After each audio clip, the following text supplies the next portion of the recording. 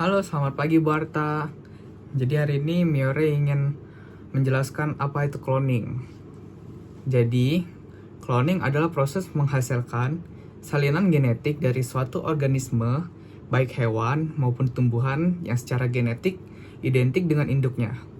Terdapat dua jenis cloning, ada cloning reproduktif dan cloning terapeutik.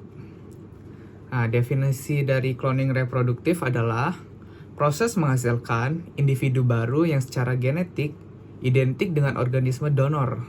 Tujuan utama dari cloning reproduktif adalah untuk menciptakan organisme baru yang dapat tumbuh dan berkembang menjadi individu yang utuh.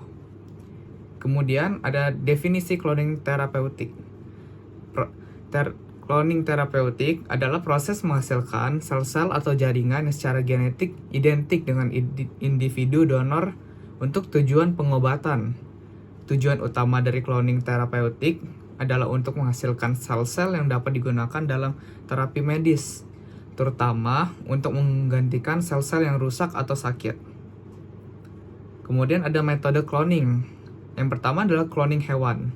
Proses cloning hewan dilakukan dengan teknik transverse nucleus sel somatik, di mana inti sel somatik dari organisme donor dimasukkan ke dalam sel telur yang telah dienukleasi. Contoh terkenal adalah cloning domba Dolly, yang merupakan hasil dari sel kelenjar susu domba dewasa.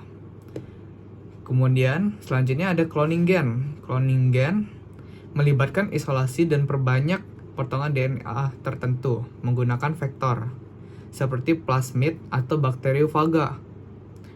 Metode ini digunakan untuk memproduksi protein seperti insulin dan untuk penelitian genetik. Selanjutnya, aplikasi teknologi cloning.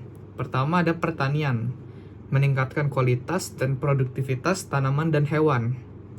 Yang kedua adalah kesehatan, produksi hormon, vaksin, dan terapi gen untuk mengobati penyakit genetik.